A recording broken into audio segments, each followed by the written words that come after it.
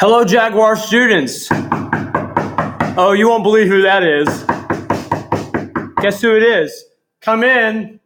It's your friendly neighborhood math teacher. That's right. It's Mr. Allred. We're here talking about ratios and percents. This is EOG Bowling review number 5, and we're going to get some stuff done today, ladies and gentlemen. We're going to talk about 4 things that we talked about way back when in Unit 6, okay?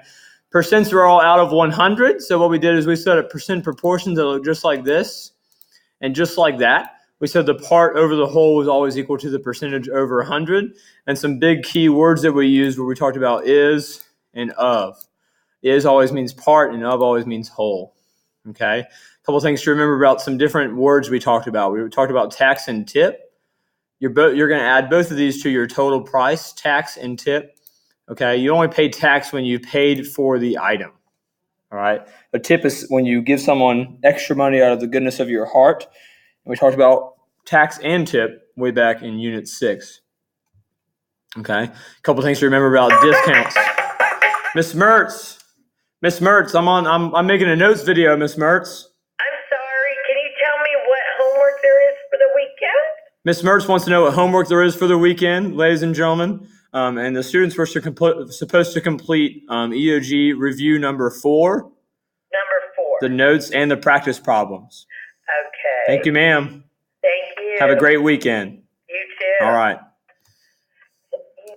If you're watching this video, it's Monday. You already had a great weekend, but Miss Mertz called me on Friday when I made this video, okay? Discount is when you subtract something from the total.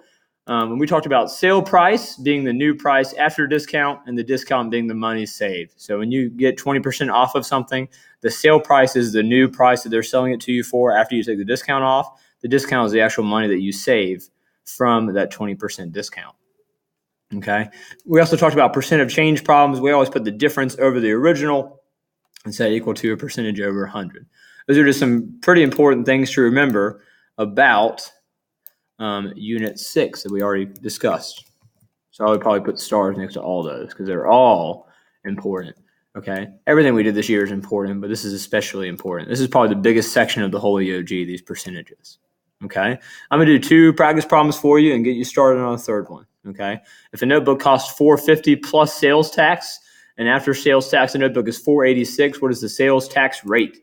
I'm looking for the sales tax rate here. I'm looking for a percentage. Please know that all the answer choices have a percent sign next to it. That should probably indicate to you that you're looking for the percentage here. I need to figure out how much was taxed first. Okay. So I'm going to take the total after tax, $486, and subtract $450 from it. This tells me the amount that was taxed on the purchase. It looks like 36 cents, was actually taxed. I want to figure out what 36 cents is as a percentage of $450. It was the original price. Okay. It's just like a percent of change problem. I'm going to put 36 cents over $450 and set it equal to X over 100. Okay. I'm going to cross multiply. When you cross multiply 4.5 and X, you get 4.5X. When you do 100 times 0.36, you get 36. Okay. What I'm going to do is divide both sides by 4.5.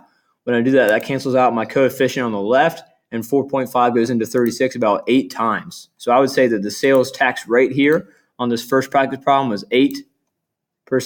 I would pick answer choice C there for that first one. Okay. If that didn't make any sense, please look back over it. Okay. I also know the Smith family went out to dinner. Okay. I'm actually not going to do that one for you on the notes, but I'm going to do Mr. Sanchez and his magazines. Okay. I do know for a fact that Mr. Sanchez bought some magazines. He bought 2 magazines for $9.95 each and 1 book for $14.95. If those 2 magazines were $9.95 each, I can take $9.95 and multiply it by 2. When I do that, I get $19.90. He also bought a book, so he bought 2 magazines. I already took care of those.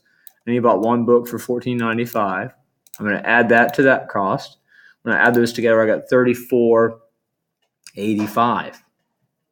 Okay. Then I know that he's going to tax 6%. I wanted the total cost after those book purchases. So what I'm going to do now is I'm going to figure out what 6% of $34.85 is by setting up a proportion just like this one. 6 out of 100 equals X out of $34.85. When I cross multiply, I get 100 times X is 100X, and 6 times 34.85 is 209.1. Divide both sides by 100, and you end up with $2.09. That's the extra tax is going to get added back to the original cost of $34.85. So I'm going to take $34.85 and add $2.09 to it, and that gives me $36.94.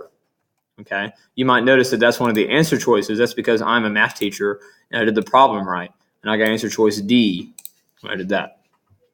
Okay, so far I've done 2 problems for you. I talked about Mr. Sanchez and the notebook. Okay, they were both about tax. This one's about saving money in a jar. And to save $20 in a jar each month for 2.5 years, and she spent 75% of her savings on a computer. I wonder how much money she had left in the jar after she spent 75% of her savings on the computer. The first thing you want to do is figure out how much money she had in the jar in the first place. She put $20 in a jar each month for 2.5 years. There's 12 months in a year. And the only other thing I'm going to tell you is that if there's 12 months in 1 year, that means that in 2.5 years, there would be 30 months. Okay?